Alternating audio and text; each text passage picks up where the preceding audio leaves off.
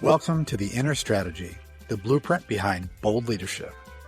I'm Scott Smith, and this is my short-form podcast where every day we're going to tap into timeless truths and modern clarity so you can lead with stillness and strength in our chaotic world. Today I want to start with a quote from Epictetus. What would have become of Hercules, do you think, if there had been no lion, hydra, stag, or boar, and no savage criminals to rid the world of? What would he have done in the absence of such challenges? Obviously, he would have just rolled over in bed and gone back to sleep. So by snoring his life away in luxury and comfort, he never would have developed into the mighty Hercules. Think about that for a minute. What would have become of Hercules? Epictetus says he would have just rolled over in bed and gone back to sleep. Is that what we do? When we don't have challenges, we just roll back over in bed and go back to sleep? Kind of feels like the dream sometimes, right? A little bit more sleep. I think we can all relate to that to some extent.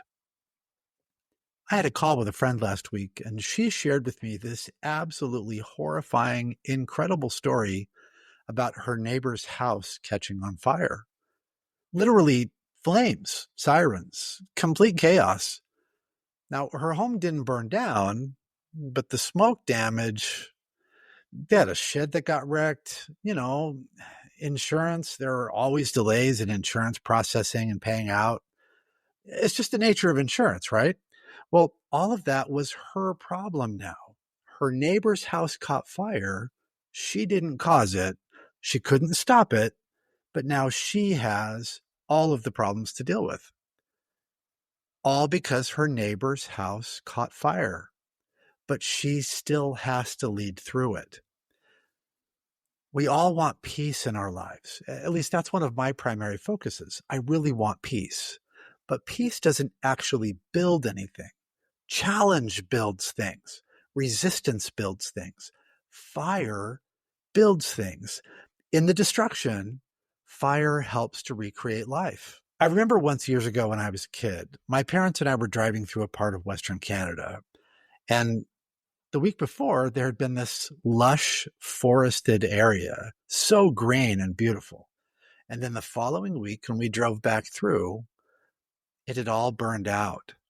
There was nothing but destruction, smoldering remnants of trees that had been burnt to the ground. It was stubble.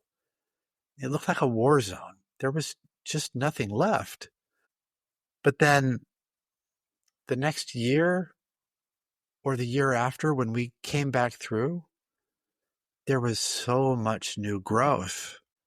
Challenge, resistance, fire, all those things create new life, new opportunity, new strength, and new growth for us. And that's where real leaders show up. But if you've got no fire to deal with, no lion to face, no hydra, no chaos to bring clarity to, then what are you even actually leading? And what are you leading through? My point is, don't wish the fires away. Don't wish the lions would just leave you alone. And don't get me wrong, I'm not saying you should actively seek trouble. That's not at all what I'm saying.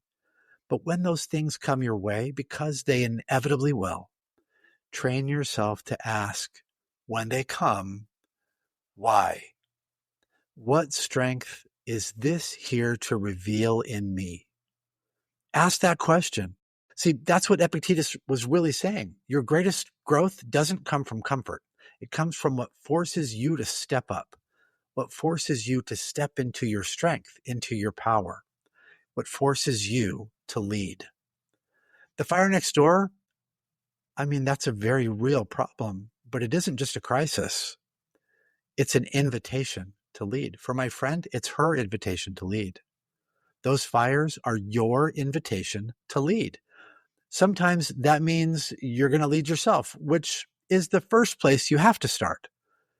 And sometimes you're going to have to lead your family, your colleagues, your team, your company, your solopreneurship. Sometimes even your clients, your customers. These things are not just crises. They're your invitations. So when that invitation comes, step into it. Let that be part of your inner strategy. Let's go. Thanks for spending a few quiet moments with me today. If the inner strategy helps you lead with more presence, power, and purpose, take a moment to share it with someone who needs it. Remember, your legacy is built in the still moments, and your strength is found within. Until next time, lead boldly, live wisely.